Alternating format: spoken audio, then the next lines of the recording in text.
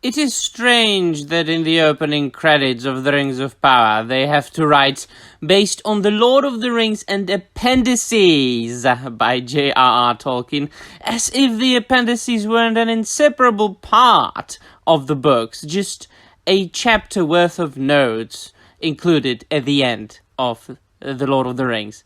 It tells you something, doesn't it?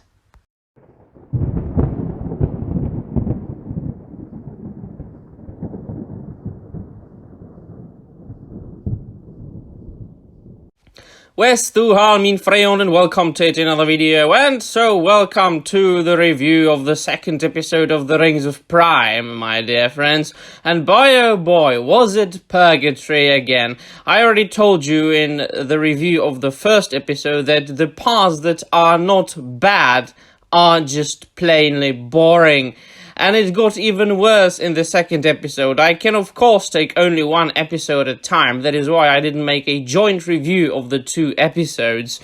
And of course, the second episode was the same as the first one, in that there is no trace of any lore connected with what was written by Professor Tolkien, other than some names that were mentioned, a name dropped a couple of times.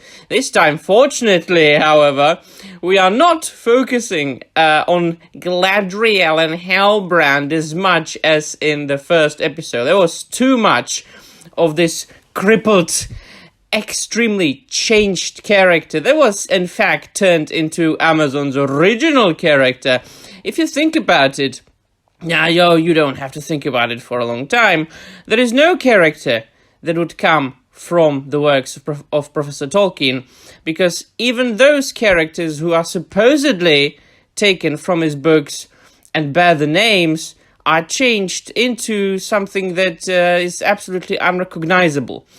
I've already told you that the hobbits, they call themselves the Harfoots, and we are focusing on them quite a lot in this episode, really resemble gypsies, and it has been proved in this second episode as well. Now, I feel sorry for some of the actors and some of the people that have to be involved with this show, because if this is their first role, or the roles that they will be known for from now on, they'll be forever remembered as dumb idiots.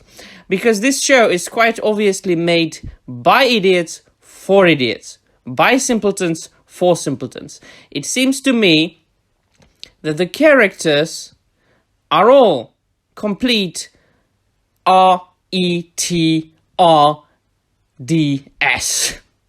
If you know what I mean. You can't say that word today. If you look at the chick Samwise Gamgee, or the chick Migosh, the friend of Nori Brandyfoot, she is absolutely idiotic looking. It's not, I wouldn't say it's not the fault of the actress. I just say they wrote their role this way, and they did their makeup in the way that she really looks and acts a lot simpletony. Now, of course, we are dealing with the Meteor Man, and of course there are many signs to the fact that he could potentially be Gandalf, especially when he wakes up and he starts screaming. Of course, he doesn't talk, he doesn't speak. Once again, he looks like a complete idiot with his mind and memory wiped, and he screams, and everything around them gets dark and bent. The very same way it got dark when Gandalf was speaking with Bilbo Baggins in the Fellowship of the Ring, and he said, "Bilbo Baggins, I'm not trying to rob you, I'm trying to help you." It was the very same thing.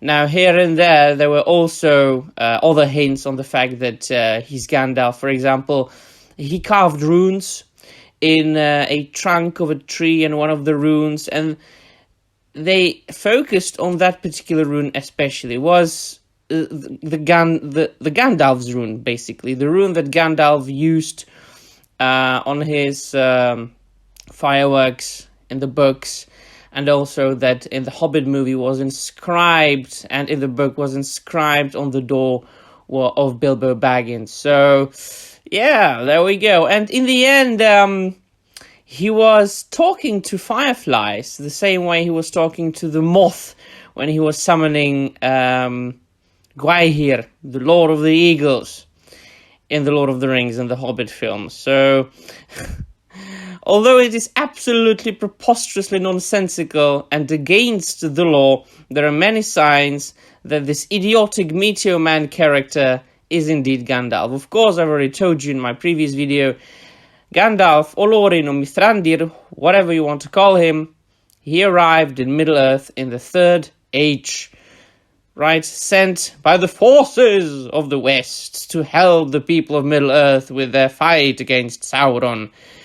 A lot of the episode is then focused on the dwarves of Khazad-dûm and their friend, apparently, Elrond. And once again, it makes no sense. We know from the lore that Celebrimbor was working very closely with the dwarves of Khazad-dûm, quite obviously, because of their skills in smithing. And he, being one of the greatest elven smiths, it's quite understandable. But here, Femi Elrond, and yes, he is very, very feminine. For those of you who would like to know, he is very feminine here.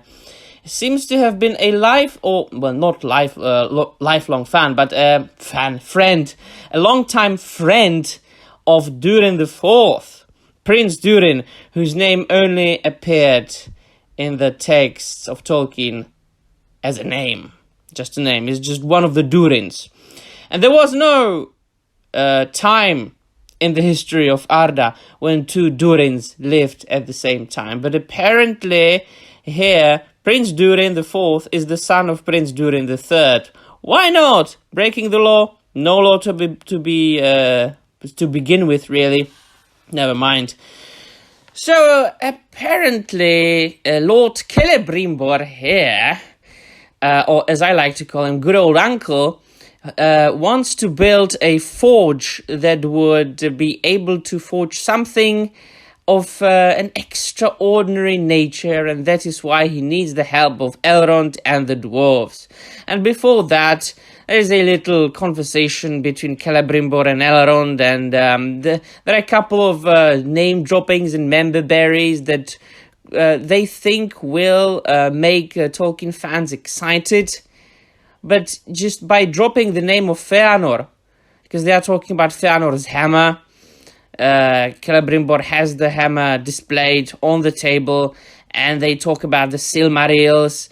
And what is very interesting, there is this line when Celebrimbor is saying, something like, I am sorry that my works have not had as huge an impact as Feanor's work.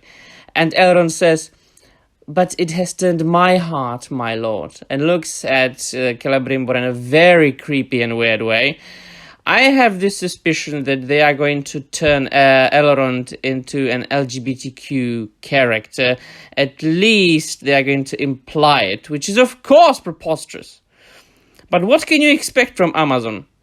They have broken every single piece of law they could possibly break. And then Celebrimbor says something that, and he was talking about the Silmarils, and he basically called them petty works of jewel craft. Now, if you know anything about the Silmarils, you know that they were only the greatest and the most important product of the elven smiths that changed the history of Arda, Middle-earth, well, basically until its end, and that shaped the stories and shaped the fate and the history of the elven kind. But all right, Uncle Celebrimbor, is just petty works of jewelcraft. So they travel to Khazad-dûm, and first they don't want to let them in, even though Elrond boasts that he's been a friend with Durin for a long time. And then he invokes a competition of breaking the stones Yes, because that's the only way he can get in. So they compete. Elrond and Durin, they compete at breaking stones, and who gets tired the first, well, he loses. And apparently, if Elrond loses, he'll be banished from all the the habitats of dwarves. Well, he loses, of course, in the end. And they get to an elevator. Yes, an elevator, a dwarvish elevator. And they talk about their history, and it really comes out that Durin the Fourth is, angry at Elrond because he missed his wedding, and he missed the birth of his children, and they haven't seen each other in 50 years, I think it was, which of course for both elves and dwarves is really not that much. You know, it's not that many years in the eyes of dwarves, and elves especially. But they, of course, they make up in the end. They are friends again. We meet Disa. And this is the part where I, watching this episode, felt the most sorry for the fact that this show is so extremely and exceedingly bad and boring. Because there you can see the only good potential, the only potential that anything in those two episodes has, and is absolutely misused and wasted on this piece of garbage. And that is Durin the Fourth, the actor who plays Durin the Fourth. He's a very good actor, and he plays a very good dwarf. And if the show was good, or if they made another show, a completely different show about dwarves, I would cast him as a protagonist, because he is a very skilled actor, and I liked him. He is a very, very likable guy. So that's the only good thing about this episode, and at the same time, the worst thing, because you can see what potential this guy has and how much it was wasted. So, yeah, that's... I don't know what people's problems with Disa was. She's, of course, an Amazon's original character, but she's an alright actress. I mean, she plays a dwarven wifey, so the dwarves were the least painful to watch. I do have to admit that. If you look past the lore, and I sometimes, like to, in each and every episode, really, I have to also look at the show as a standalone TV series without taking the lore into consideration. So if I looked at the show and looking past the fact that it's got nothing to do with Tolkien, I say that the part with the dwarves was the best one. I didn't mind the dwarves at all. Now we, of course, then move to Arondir, Amazon's original elf, and his lady Bronwyn. Nothing much happened with Arondir, really. He went, yes, there was this stupid line, which once again proves that the writing of the script is absolutely dumb. And that's when they go to one of the towns in the east, and it has been burned by orcs, and there's like this tunnel passage that was dug in the ground, and he wanted to investigate it. So Bronwyn told him, "You can't go down there. You don't know, what's down there." And he said, "That is precisely why I must go." Well, this is just one of the lines that prove how idiotic this script is. So he went down there and got apprehended by dwarves. So at the same time, Bronwyn just, he told her to run and to get help, or to warn the people of her village that there are orcs or something evil lurking. And there's the already infamous orc scene when Theo who looks like a Mongoloid. I'm sorry, he also looks very, well, I shall not say the word. And he gets attacked by an orc that jumps from the floor of their little hut. And of course, this orc is slain brutally by Bronwyn, because only women in this show can be skilled warriors, slaying orcs here and there from left to right.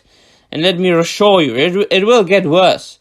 It will get worse once Amazon's original Galadriel gets to Amazon's original Numenor and meets Amazon's original Tarmiriel.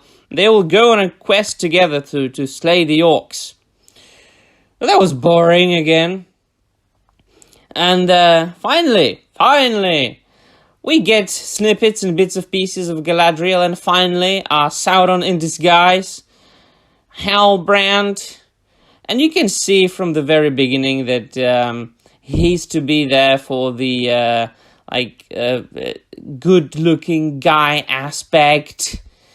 And there is, of course, I think, going to be some sort of romantic tension between Galadriel and Halbrand. It is obvious from the very beginning. So she swims, of course. At the end of the last episode, we find her in the middle of the Sundering Seas, because she thought she could swim from Valinor to Middle-earth. Very skilled swimmer, apparently. So she's found by people on a raft whose village was pillaged and destroyed by orcs. And of course, they don't trust her, they don't believe her, they hate her because she's an elf. Yeah, but look what happens. Their raft is destroyed by a worm, by a huge sea snake. And then, out of nowhere, the raft appears again, almost untouched, and Halbrand is on the deck and rescues Galadriel again from the sea. Wow, that's boring. So there is some dialogue between them throughout the episode that means absolutely nothing, says absolutely nothing. We only get to know that Halbrand is from the south, apparently, and that his village was destroyed by orcs, apparently.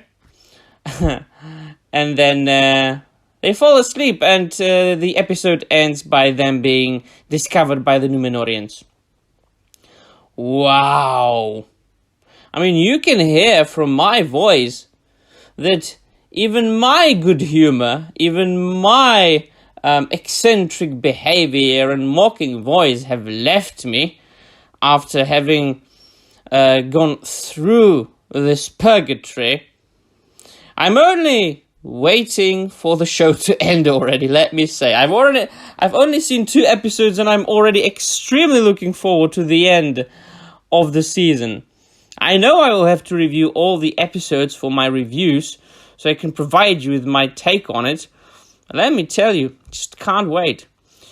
What else can I say? Really, nothing. Nothing else. I'm only very much looking forward to the House of the Dragon now, which I do suggest you check out and watch instead of this pile of donkey manure. Alright, my friends, let me know in the comments down below what you think, and that will be all. Thank you very much for watching, and I'm out of here.